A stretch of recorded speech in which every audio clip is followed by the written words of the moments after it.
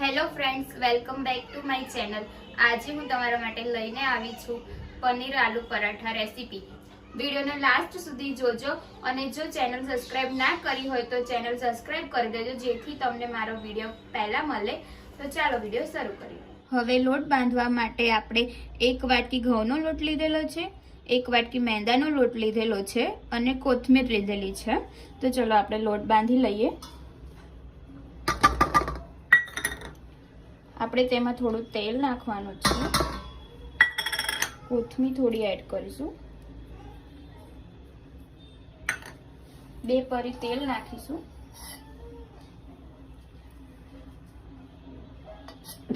સ્વાદ અનુસાર મીઠું લઈશું,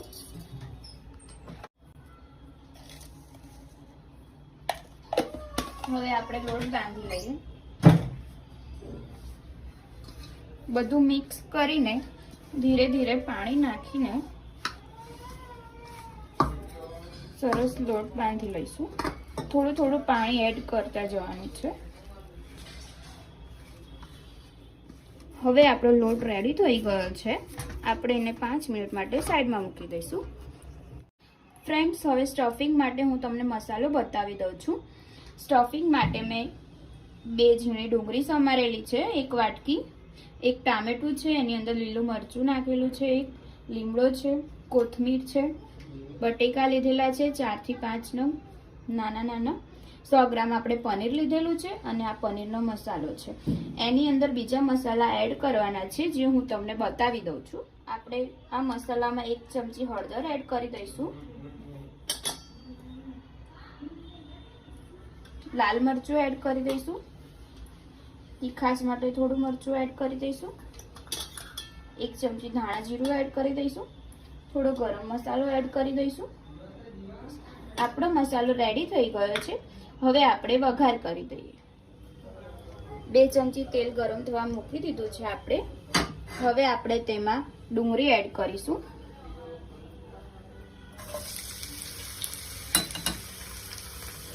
ડુંગળી થોડી વાર શેકાવા દેવાની છે।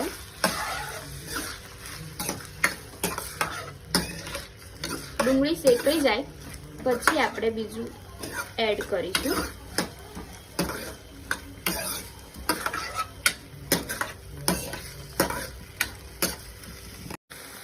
1 ચમચી આદુ લસણની પેસ્ટ આપણે એડ કરીશું। હવે આપણે ટામેટા, લીલા મરચાં અને લીમડો એડ કરી દઈશું। આને 2 મિનિટ સરખું શેકાવા દઈશું। મસાલો સરસ રીતે શેકાય તો એનો ટેસ્ટ સારો આવે છે। આ થોડા અલગ પરોઠા છે, બધી વસ્તુ મિક્સ કરીને બનાવે છે। તમે પણ ઘરે ટ્રાય કરજો જો તમને મારી રેસીપી સારી લાગે તો।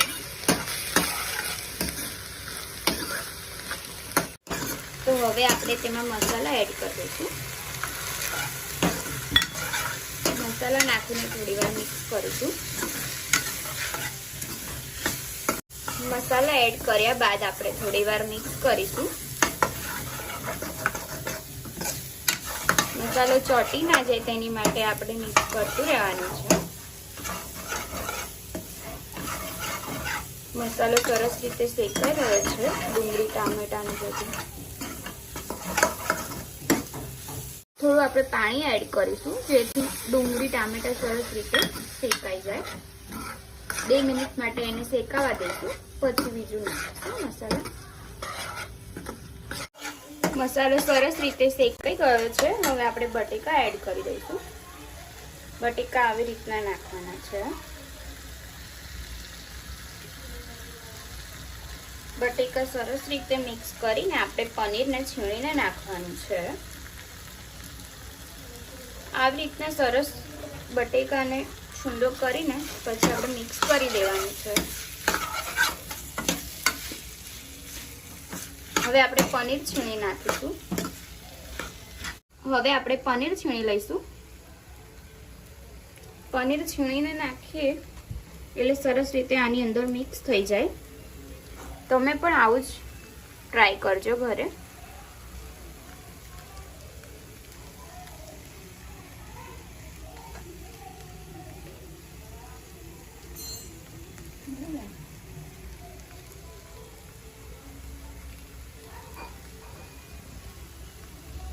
પનીર છીણીને નાખી દીધા બાદ હવે આપણે તેને મિક્સ કરી દઈશું સરસ રીતે. મસાલો સરસ રીતે આપણે મિક્સ કરી દેવાનો છે.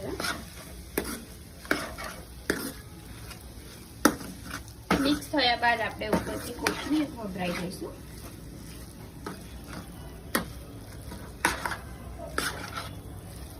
આપણો મસાલો મિક્સ થઈ ગયો છે. આપણે કોથમીર એડ કરી દઈશું. કોથમીર એડ કર્યા પછી આપણે ફરીથી મિક્સ કરી દઈશું. કોથમીરનો ટેસ્ટ સરસ લાગશે. ફ્રેન્ડ્સ, તમે પણ આવી રીતના સ્ટફિંગ રેડી કરજો, એક પણ સ્ટેપને સ્કીપ કર્યા વગર. મીઠું એડ કરી દઈશું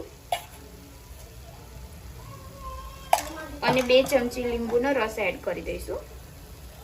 તમારે એડ ના કરવો હોય તો પણ એનો ટેસ્ટ સારો જ લાગશે.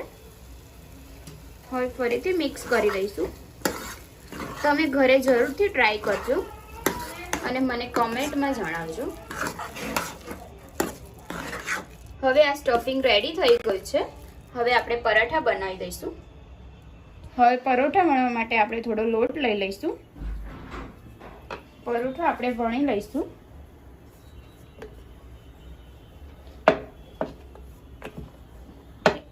આપણે લોટમાં મેંદો એડ કર્યો છે એટલે પરોઠો ફાટશે નહીં, આપણી રોટલી ફાટશે નહીં, સરસ રીતે વણાશે.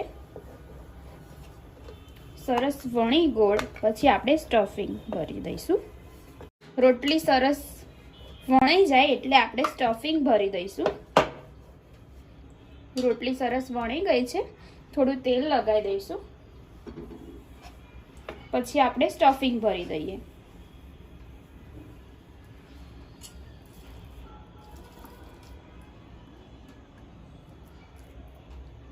બે ચમચી આપણે સ્ટફિંગ ભરીશું જેથી આપણો પરોઠો મસ્ત મસાલેદાર લાગે. આવી રીતના વાળી લઈશું.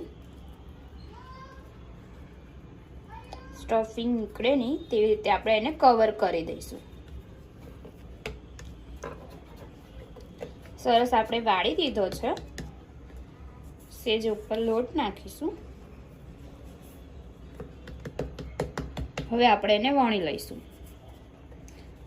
ધીરે ધીરે વણી લઈશું.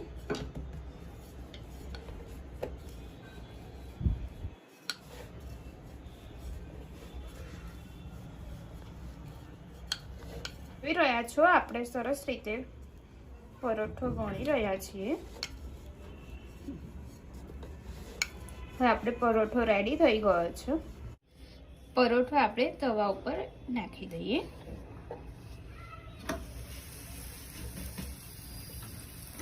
ધીમા ગેસ ઉપર આપણે એને થોડી વાર શેકાવા દઈશું. ઉપર આપણે થોડું તેલ લગાવી દઈએ. તમે બટર પણ લગાવી શકો છો.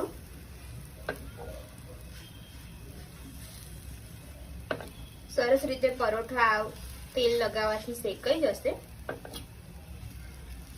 અને અંદરનો મસાલો પણ સરસ રીતે શેકાઈ જશે.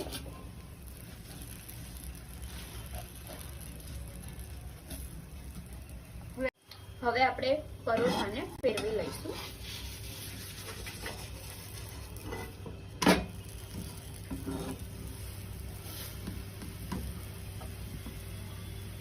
થોડી વાર શેકાવા દઈશું. ઉપરથી આપણે થોડું તેલ લગાવી દઈશું જેથી કરીને આપણો પરોઠો સરસ રીતે શેકાઈ જાય.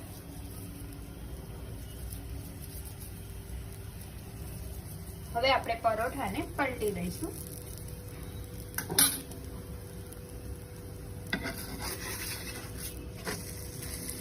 આપણો પરોઠો સરસ રીતે શેકાઈ ગયો છે એક બાજુથી. તમે જોઈ શકો છો. જો આપણે તેલ લગાવી દઈશું જેથી કરીને પરોઠો એકદમ ક્રિસ્પી લાગે. તમે ઘરે જરૂરથી ટ્રાય કરજો. ખાવામાં પણ એટલો જ ટેસ્ટી લાગશે આ.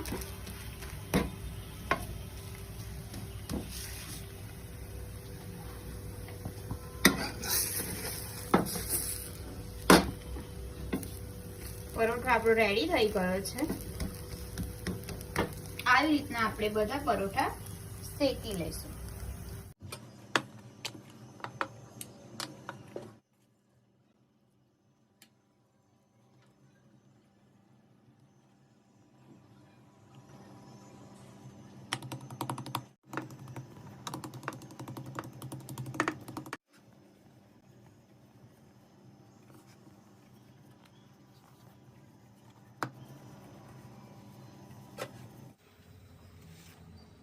ફ્રેન્ડ્સ, તમને મારી આજની રેસીપી સારી લાગી હોય તો તમે જરૂરથી લાઈક, કમેન્ટ, શેર કરજો અને મને જણાવજો કે હું આગળ કઈ રેસીપી બનાવું.